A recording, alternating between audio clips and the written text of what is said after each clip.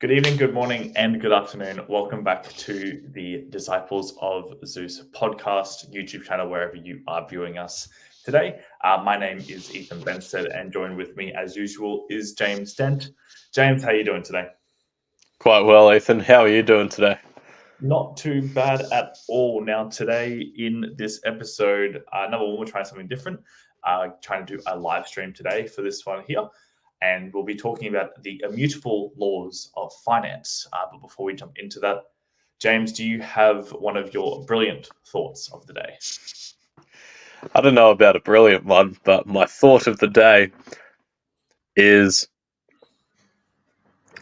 how different it's going to be doing a live stream versus a recording, because we do minimal editing, but it still feels very different doing it live on air. Anything could happen, but it's exciting. It's a new frontier. How are you? What is your thought of the day? My thought of the day is servicing and giving is the exact same thing. So if you want to have maximum, to create maximum growth, you need to give, which means you need to give maximum servicing as well. So that is my thought of the day. Very nice. Good stuff. Yeah. Well, what are we talking about today, Ethan? We're talking about the immutable laws of finance. Now, if you are an up-and-coming entrepreneur or starting on a self-development journey, it's bound to happen that you will stumble across the world of money and finance, or that's the exact reason why you actually got into it in the first place. I know that's the reason why I got into it, and I had a great friend of mine give me Rich Dad Poor Dad by Robert Kiyosaki. It was the first book that I ever read starting my personal finance and personal development journey. So today we will be going through, I guess, kind of the basics of where to really start with your own personal finance journey. Do you have anything to add to that, James? Yeah, so if you live in a modern society with the internet, which you probably do because you're watching this, food, shelter, water, clothing, these aren't things that are just necessarily given to you. You have to exchange money for them. And so the topic of money and having enough to take care of yourself, take care of your friends, family, whatever your situation is, it's an important one. And fortunately or unfortunately, money can also buy a lot of other things. And so one of the most important things in modern society is to, do the correct deployment of money and the correct systems around it so that you can have enough to use it for the necessities, use it for things that you don't need but really, really want, and then maybe have a little bit of money left over to do fun things and have free time to record podcasts like this.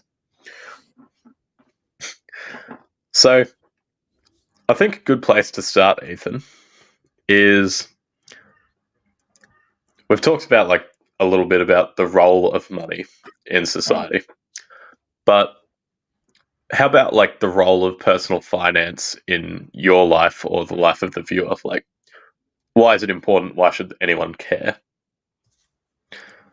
I think at the end of the day, if you're watching this, you're more than likely in a capitalist society. And as much as people can hate on it, there's no reason, you can't change that. If you live in the US, you live in the UK, if you live in Australia, you're not going to be able to change the capitalist society that we live in. So don't waste your time trying to change it, but rather to win the game itself. I think that's an important thing to think about, is that you'll never be able to change the rules of the game, but you can make up rules yourself to try and win. That's kind of like how I thought about it when I first started thinking about my own personal finance. It also got me thinking as well about the useless stuff that I was buying to fill a void as well. It kind of made me think about my future a little bit more. Because if you're in your, early 20s, late 20s, you still have 50 years, 60 years left of your life where you can really make an impact then with the use of compound interest and starting yourself up well at the moment. But I think it's that starting point that we really need to dive into today. Yeah, absolutely. So for me, the role of personal finance is, if you're at the level where you go, personal finance, yeah, I financed my car on a personal loan. If that's your understanding of personal finance, it's pretty easy to imagine what your life is going to look like. You could start imagining that in the financial sense, but you can also like pretty comfortably translate it across to a lot of other areas of life, because again, money is such a core tenet of like modern capitalist societies that it's a real struggle to separate it from a lot of other things that go on in your life. So if you have that understanding of personal finance, that understanding is unfortunately going to impact everything in your life. But if you have a better understanding of personal finance, even just like a layperson's understanding of more money good, less money bad, you'll be able to see that and see the results of that in your life and how that translates across to just about everything. But then if you have a real high level of sophistication when it comes to personal finance, I also believe that you'll be able to see that in your life, possibly not like immediately. You could gain that level of sophistication today and not see the results for like a year. But, the gravity of those results just increases and increases and increases the distance over time. And it's less tied to your income and expenses, and it's more tied to your actual mindset about how you distribute and about how you acquire and deploy the money that's in your bank account or in your employer's bank account. I think at the same time as well, when you start thinking about your own personal finance, you also develop yourself. It's a bit of a self-development thing as well. Like you just talk to them, right? Like you're not going to see the impact straight away. And that really helps with your delayed gratification. Like you could, sure, if you're a young guy or a young girl and you're making $1,500 a week, which in this day and age, not bad money to be making a week after tax. But if you go and go to the pokies and spend $1,000 of that on the pokies to try and get that big win, like you want that instant gratification, because that's what we get every single day. The scrolling on your phones, the nicotine hits from cigarettes and vapes, like you get that gratification, you get that instant dopamine straight away. However, if you invested that $1,000, say, or put it towards something that will actually help you in the future, to give you more time, to help you create more money, you're not going to see that impact straight away. But give it 5-10 years and that gratification will come eventually. It just needs to be a bit more patient with your money.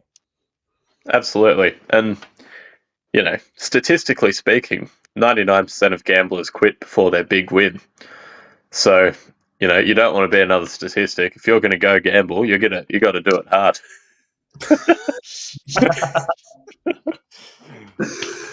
In case you can't tell, and done. Gambling is not the gambling is good. Gambling is, for legal reasons, that's a joke. Gambling, I do not condone it. Well, as we get into this episode, I'm sure that we'll reveal all about why it is a silly, silly thing to do if you're stressed about money. But moving forward, if we have someone who's listening and they're at the very, very bottom rungs, they are, personal finance. I financed my new car with a personal loan. I guess, where does that person get that lack of understanding from? And where can they start to get some real understanding from, in your view, Ethan? It would have to be with their upbringing, I would say. I was very, very fortunate to have some really, really good parents that taught me about money. Not in the sense of like investing, but how important it is to save. Now, saving is something that's a bit more controversial. Not controversial, but it's kind of like pulled away against in this day and age, especially with inflation and how your dollar is going down and down more and more. However, as a 16-year-old, my parents taught me about money, about saving, putting it into a high interest bank account, which again in like 2016, 2017 wasn't that much, but got some passive income from that, I guess. So I think it does come down to what your environment was as a kid. Moving forward then from that point, and how to kind of like get out of that environment. It's a difficult one because everyone's situations are very, very different.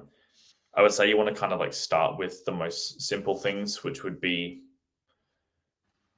understanding why you're in your situation, and then following some very, very basic steps like that personal loan, getting out of that personal loan as soon as possible, understanding your needs, and maybe doing like a monthly, seeing how much money you have left over for the month.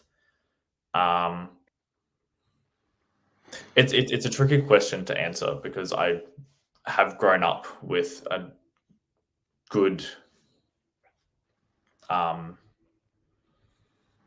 foundation for money, so it's a difficult question for me to answer. What about you? Did you have a similar situation growing up, or? I mean, I would say yes, but I definitely did. When I was young, I was like, oh, money's pretty cool. I'm going to read all of the books on money, which is not something that I'd recommend anyone else do. There's only like a few good ones, but I read all of them. But I think one of the places that you get that lack of education from is because so much of what we see in the modern day is advertisements, and advertisements are just really effective ways of parting you and your money. And I think unless you're sort of already inoculated against that, it's easy to end up just, literally doing the thing of like buying things that you can't afford, and being like, oh, I don't have money for food this week because I bought the brand new iPhone. And like, it sounds silly, but I've met more than enough people who are on that train of life, and yeah, I think they're smart enough to know that that's not a good idea. But advertising is a really great way of parting people with their money, and those people just, I guess, aren't sophisticated enough to have those tools to be able to say, okay, well, this is going to cost me so much money, plus it's going to cost me so much for this other stuff.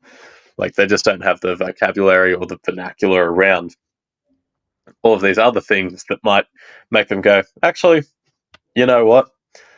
I will buy this iPhone in 6 months' time with the money that I've put into a savings account, and that it's, returned all that. And then the iPhone value has dropped. Like, finance is not a super simple thing, but we're going to try and make it super simple, just in case anyone is in those circumstances. So if you had to pick like a few super simple laws of personal finance, or let me rephrase, super simple, immutable laws of personal finance, what would you start with and why? This is going to have nothing to do with money. I mean, it has a little bit to do with money, but I say discipline. That would be my number one law. If you are in a place where, you have not that much money to your name every single week and you're living paycheck to paycheck, but every single day you're buying lunch, buying coffees, buying dinner, I think it would be first starting with discipline to stop yourself from doing that, because at that point you've already created the habit. You know that at 7 o'clock every single morning before you go into the office, you're going to go down to your local cafe and spend $7 on an iced caramel latte. Whereas you could make that at home for 50, 60, 70 cents, depending on what things you make. I would say discipline is the big one there. And it was a big one for me as well when I was kind of spending a lot in high school, and then my parents said, don't do that because you're going to have no money when you move out of home. I did the extreme of that and didn't spend any money for 3 years. I would not recommend that, especially because most people watching this will be living out of home. But I would say my number one law would be discipline. Having the discipline to not spend your money on the small things that you want in your life and finding other ways to save that money. What about yourself? What would be your number one law? I think the first step, although it's not actually a law, is just a reality check. So that looks like making a budget and looking at all of your bank accounts. And you only really need to do that like irregularly, but the more often that you look at your bank accounts, the more accurate your budget will be. So budgets are super simple. All you do is you say, okay, here are all the expenses that I have. Here's the income that I have. And then you say, is this number at the top bigger than this number at the bottom?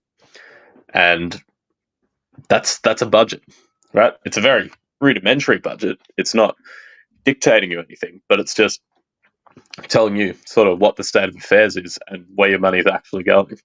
Because it's very easy to, I guess, lose track of where things are coming and going, especially if it's split over multiple bank accounts and multiple credit cards, and you've got this loan, but you've got this loan that consolidates these 3 loans. Like, there's a lot of things going on, and I think just laying it out, super simple, just here's this list of 10 expenses, here's this list of, 2 incomes, and then just saying, okay, number on the left, number on the right. And when you lay it out that simply, it's not intimidating and it's pretty easy to do. So that's the first step. But as far as a super simple, immutable law of personal finance, I think the easiest one is just spend less than you make.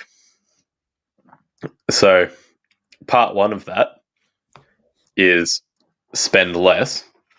Part two of that is make more. So we can talk more about why saving may not always be the go. But, the first step is just spend less money.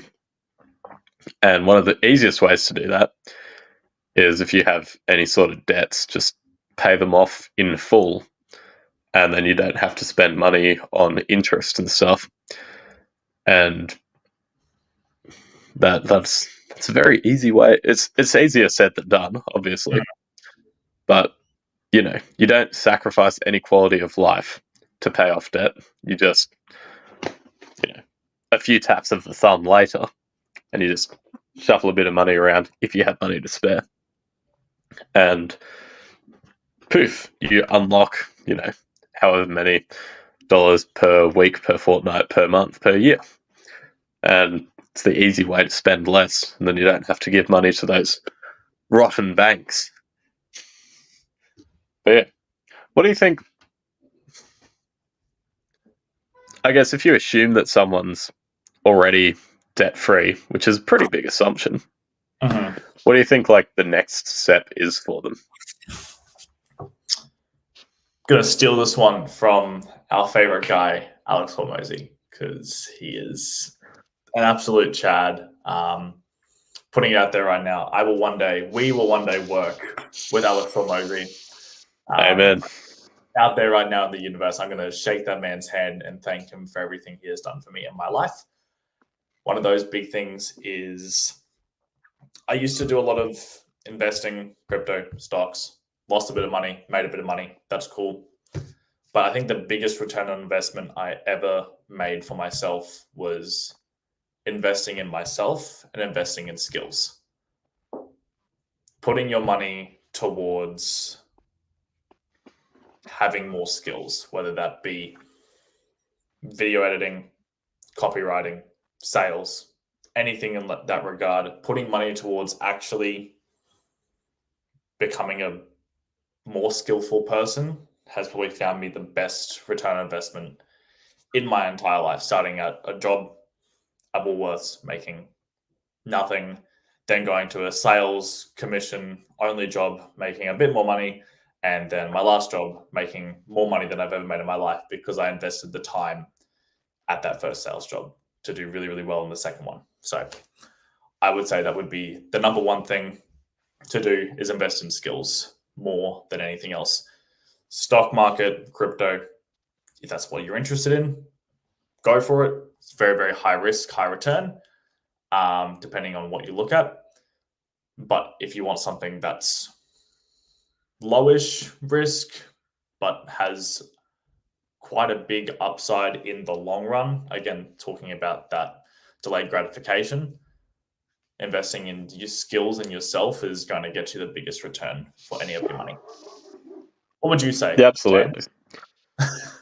See, I don't actually know where the history of the phrase comes from, but I think, and I theorize, and I'm just going to tell myself that you've got to spend money to make money, actually came from you should only spend money to make money.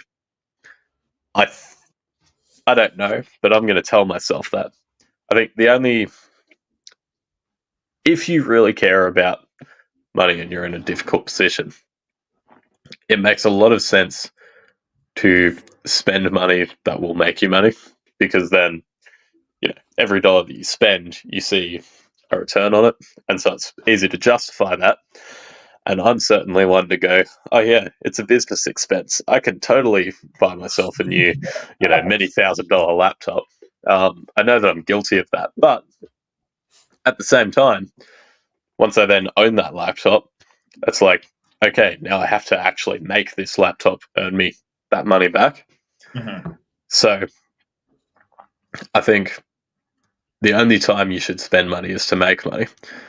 Part of making money is looking after yourself. So, having a home, having food, water, shelter, clothing, eating enough food is something I've been guilty of before, because it's like, oh yeah, I'm saving money by only eating 1,500 calories a day. But I don't think I need to say out loud, it's kind of silly to do it that way. These are things that you need to live, and you can't make money if you're passed out on the couch like this for 24 hours a day. I'm saving money. Yeah. I'm saving so much money right now. But yeah, so I think one other part of the equation that we did touch on a little bit is the saving thing. So saving money does make you money, in the sense of you get the small amount of interest, but in a more advanced topic we would talk about, well, inflation actually eats away your savings, so you're losing money by saving, which is also true. But one thing that savings does do, and this is an immutable law of personal finance, is it stops you from losing money. So Warren Buffett's 2 laws in the stock market. The first law is don't lose money. And the second law is always remember the first law. So when it comes to personal finance, it's the same thing. The number one priority is avoid spending money that you don't have, really. So if you stay out of debt and you don't pay interest, I read a statistic the other day that over the course of someone's life, about 1/3 of all the money they earn will go to interest payments. Wow. Yeah. So, sorry, I lie. 1/3 of all the money they spend will be spent on interest payments because a Right. third of the money they earn goes to taxes. But yeah, I thought that was absolutely like shocking. And so, however much money you have right now, or however much money you make right now, if you imagine a world where you made like an extra, 30%, if you make $1,000 a week, having an extra, $300 just added straight on. I don't think there's anyone who would be too complaintive about that. That's just, it's nice to have money, I mean, if you like, the problem is as well, we go back to the fact that someone is living paycheck to paycheck, right? They're making $1,000 a week. Add another $300 on, they'll find a way to spend that $300. That's true. But what I'm, I guess, prescribing is if you can avoid being in debt, you get that $300. Or true. And having that savings account is just a nice little, that's a barrier. Like you can afford to make some mistakes because you have that savings. But if you spend all of your money trying to make money, and part one you don't make money and you lose money, or part two you end up going into debt, then Uncle Warren is going to be mighty unhappy because you forgot about the first law, which is never lose money. So as long as you're avoiding debt, more or less, you'll pretty much be fine. Yeah.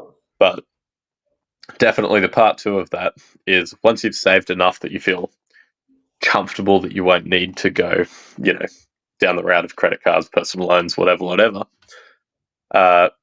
that's when it's time to start talking about spending money to make money. So, you had something that you wanted to say. I was going to say perhaps we should leave the spending money to make money for a future live stream and That would just be a sensible thing. break it down for this first one back to what, like, if I'm a beginner, right? Mhm. I'm Ethan. I'm 21 years old. I have $10,000 loan on my car. I'm living paycheck to paycheck at the moment. However, I want to start getting out of the current situation I'm in. What would be the best advice and where should I begin for the laws of immutable finance? All right. Let's turn this into some laws. Let's turn this into some cold, hard laws, and we'll do them step by step.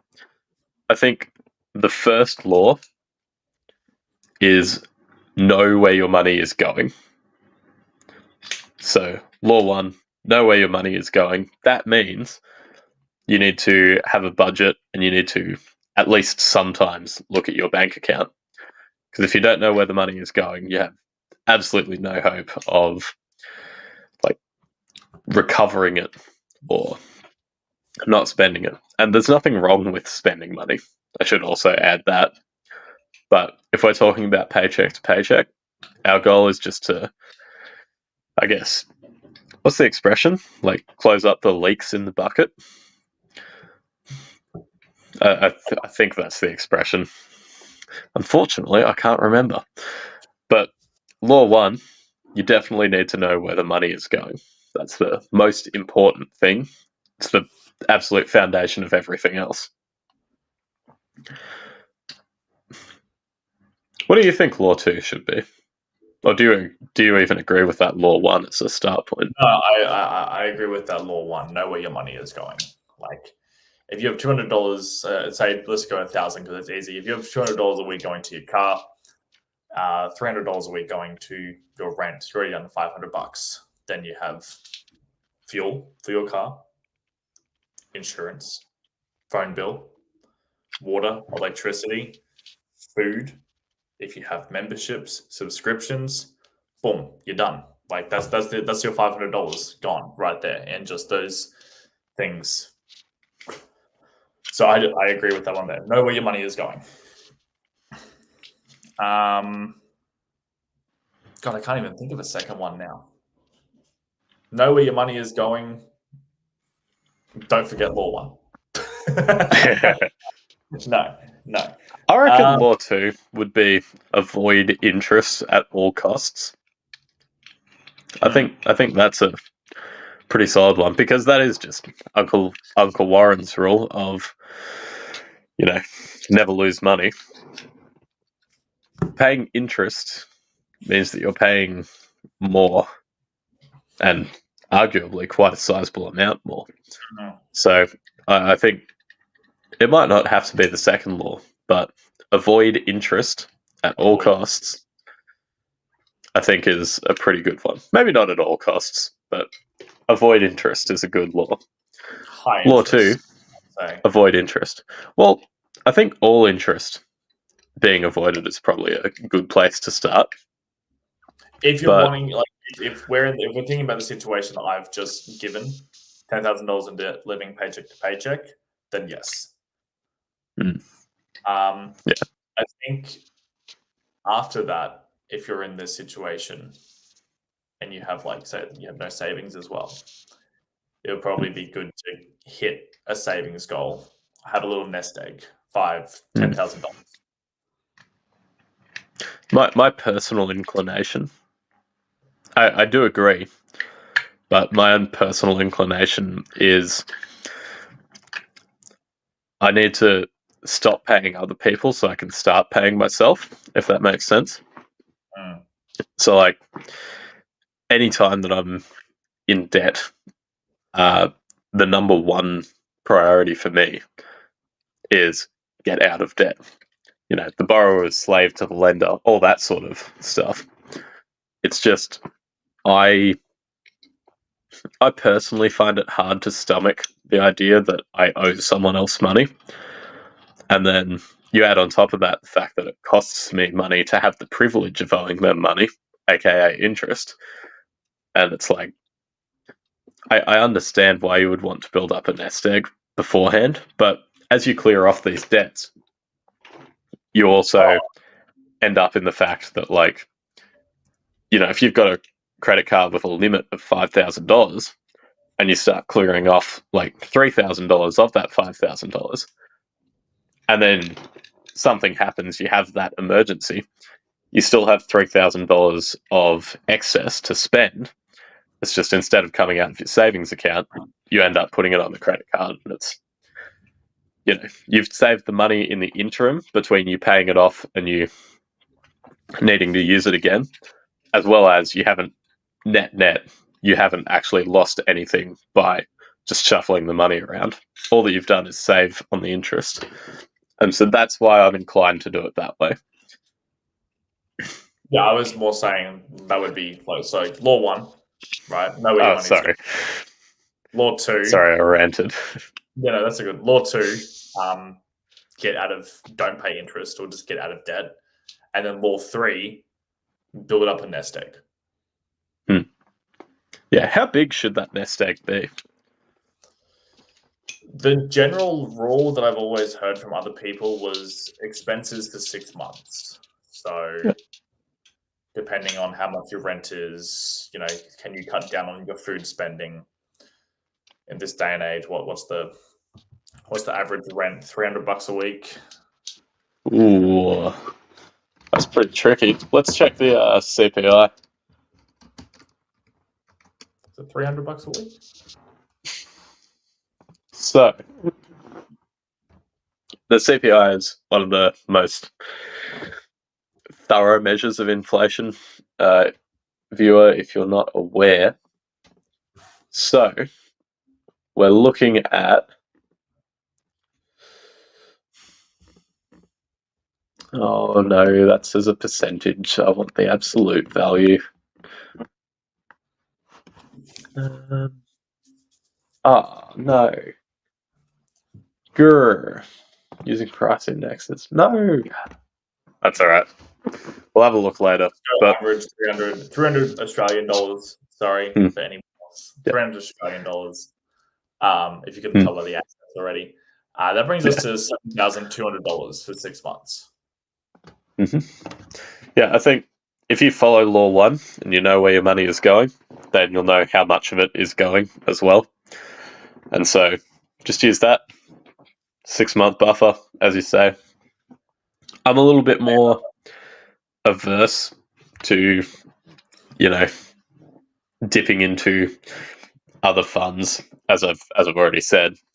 So I like to have 12 months, but I like to have 6 months of that in savings and the rest of it just locked away in either stocks or crypto. Yeah. Just depends on how I'm feeling at the present time. As it stands, I'm like 80% stocks, 20% crypto, but yeah. Well, speaking of crypto, this is going to be a complete tangent. Bitcoin is approaching 71,000 USD. Whew. Whew. Yeah. Yeah. It's a good time to be alive. Look at that. God damn.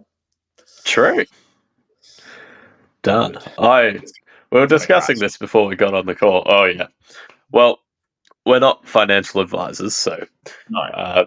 All advice is general in nature and may not be tailored to your individual circumstances. Please consult with a professional before adhering to any advice contained herein.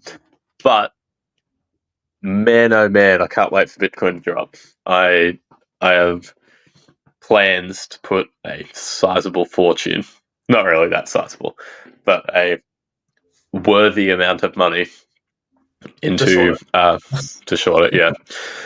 Well, look, I think reasonably it'll drop like 40+% in the next, I'm going to say 2 months, but it could be as far out as 4 months.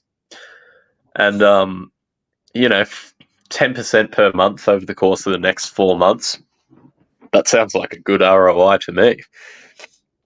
Not bad, good size. What size, good bad? Not bad, good size. And as long as you protect your downside, law 1 of Uncle Warren, never lose money, then you should be sweet. Oh, I think investing and crypto is for a very, very future episode of Immutable Laws of Finance. But undoubtedly, yes. Bring it back down to the absolute basics for today before we finish off our first live stream on YouTube. James, do you have any final things to say regarding the 3 immutable laws of finance that we just talked about?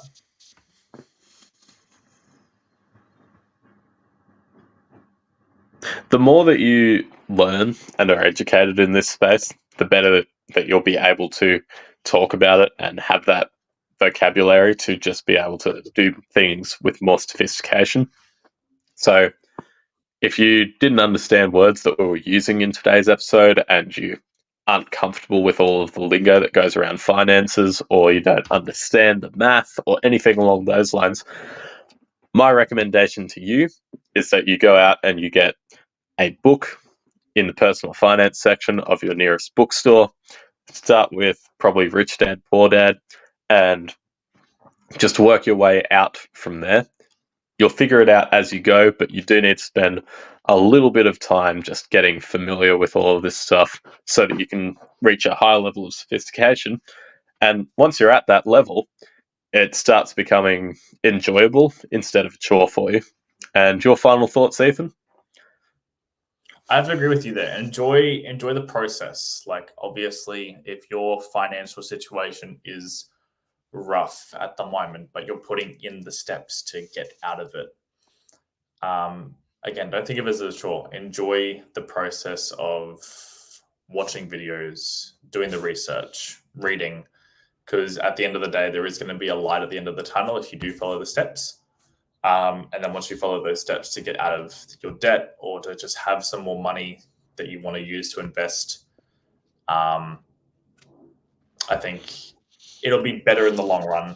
Again, that delayed gratification rather than just wasting away your money for the pointless things that give you that small hit of dopamine in the moment. That's my final thoughts. Absolutely. Money is cool. So let's keep it and let's make a whole bunch of it.